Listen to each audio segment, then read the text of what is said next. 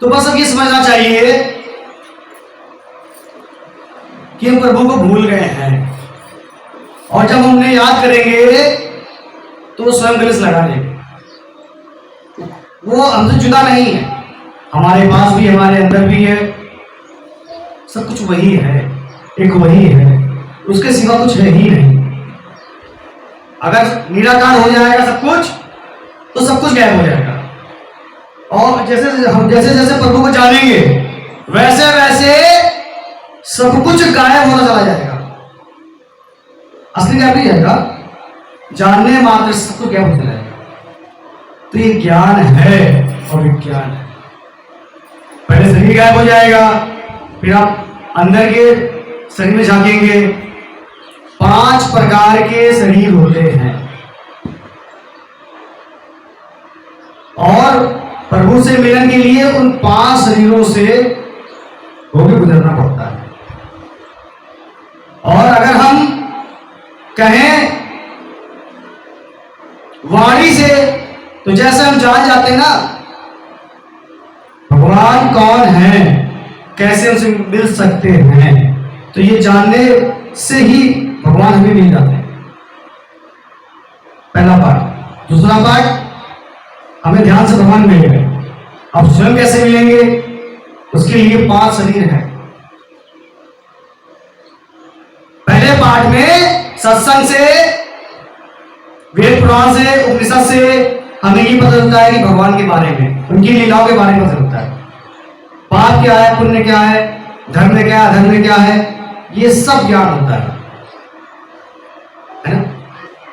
इसी को ज्ञान कहते हैं। और ये कभी नष्ट नहीं होता। ज्ञान कभी नष्ट नहीं होता है।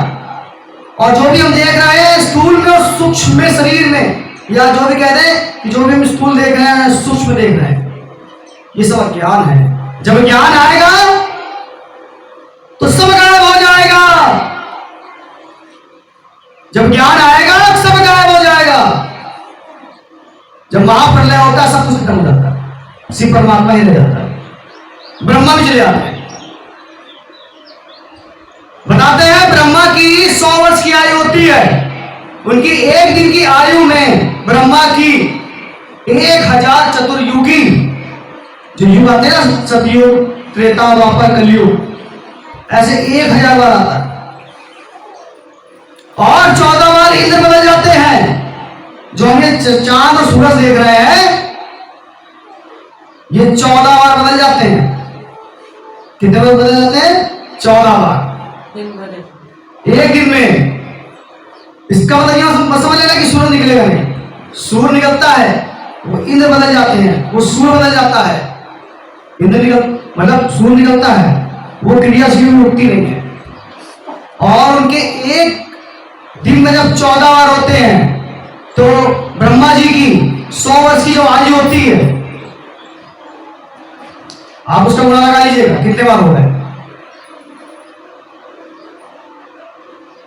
और जब ब्रह्मा जी का 100 वर्ष जब बीत जाता है, तो एक लोमस ऋषि है। कौन सी ऋषि है? लोमस। वो सर पे चटाई रखे हैं। क्या रखे हैं? चटाई। इंद्र कह रहे हैं विश्वकर्मा से, हे विश्वकर्मा जी, आप मेरे लिए अच्छे अच्छे महलों का निर्माण कीजिए। हम नाराज जी निकल रहे हैं, लेकिन चटाई। तो उनके वो आए तो कह रहे छोटी सी उम्र के लिए का घर बनाना, का कपड़े वस्त्र जो है, एक उनका कमंडल है, उसमें जल लेता है, पूजा कर लेते हैं। बच्चा इसको आवाज कर। तो वो कमंडल उनके पास है, चढ़ाई ऐसे। तो कह रहे हमने उसी में हमने मन बना लिया कि हमें छांव मिल रही है। जब ब्रह्मा जी का जब 100 वर्ष बीतता है, तो उनका एक दिन बीतता है। लोमस जी का एक रुमा निकाल देते हैं उनके सम्मान के लिए। ऐसे सृष्टि का महाप्रलय रहता है। आप समझ रहे हैं ब्रह्मा जी कितनी उम्र होती है? बहुत लंबी उम्र होती है। उनके एक दिन में 1000 बार सतयुग, कलयुग, त्रेता, द्वापर युग आ जाते हैं। 365 इंटू 100,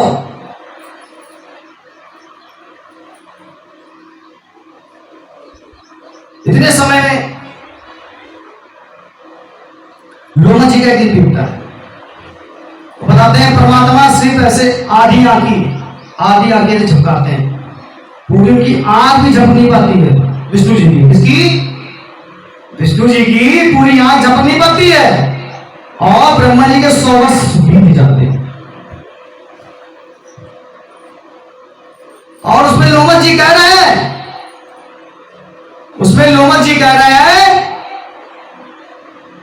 कि कितनी छोटी सी आई है, उसके लिए क्या घर मकान कर रहा है। जब इंद्र देवता ने जब सुना तो उन्होंने कहा जैसा बन गया ठीक है, आप करा।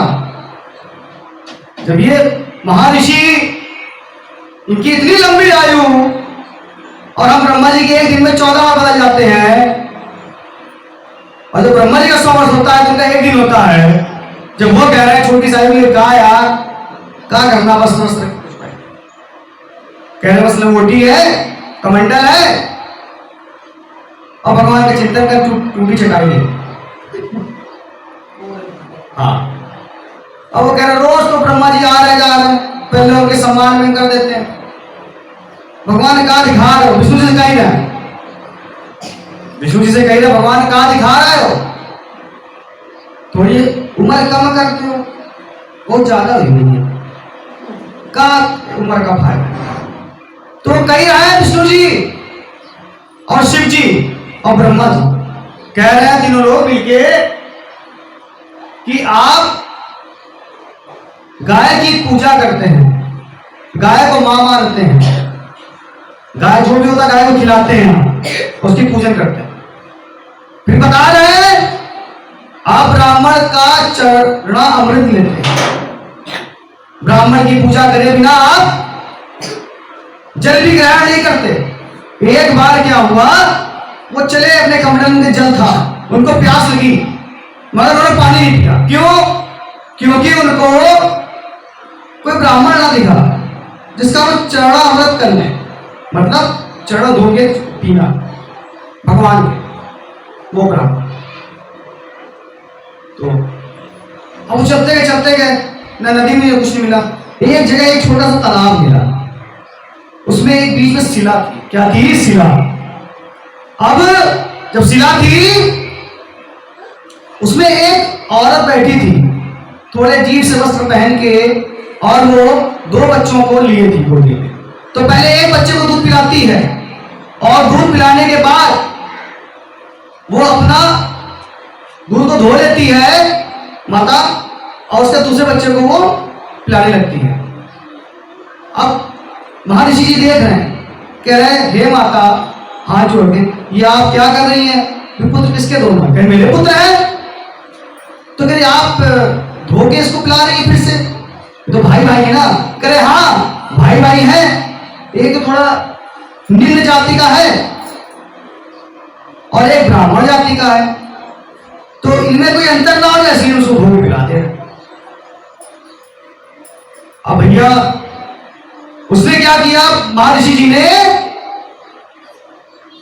उस ब्राह्मण के पुत्र के चरण अपने कमंडल में उन्होंने ऐसे डाले और उनको धोया और उनका पूजन किया।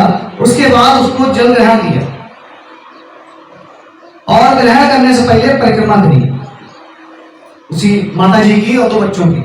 वो माता की बैठे थी, अब उनको तो कहीं हटो, ये तो कहेंगे नहीं, तो वो ब्राह्मण की परिक्रमा करने लगे। जब परिक्रमा करने लगे तो वो माता और 2 बच्चे एकदम से गायब, और ऊपर से शिव जी और विष्णु जी और ब्रह्मा जी फूल बरसा रहे थे, उन पे फूल बरसा रहे महर्षि पे। कह रहे हे महर्षि आप धन्य हैं, इसीलिए आपकी उम्र ज्यादा है, आपके पास जल था आपने पिया ही नहीं। क्यों? क्योंकि आप नियम के पक्के हैं, जब तक भगवान का भोग नहीं लगा ले साक्षात तक आप कुछ ग्रहण नहीं करते, इसलिए उनकी उम्र लंबी। ब्रह्मा जी के 100 वर्ष, उनके मान में सम्मान में वो अपने 1 रुपया निकाल देते थे। तो शिव जी ने वरदान दिया था कि जब तुम्हारे शरीर के सारे खत्म हो जाएंगे तब तुम विष्णु जी में लीन हो जाओ। हाँ, और विष्णु जी पालनहार है, स्वयं परमात्मा है, वेदों में उनका व्याख्यान है, हवन कहा गया है। तभी 24 अक्षरों वाला गायत्री मंत्र ओम भूर्भुवः स्वः तत्सवितुर्वरेण्यं भर्गो देवस्य धीमहि धियो यो नः प्रचोदयात् स्वाहा।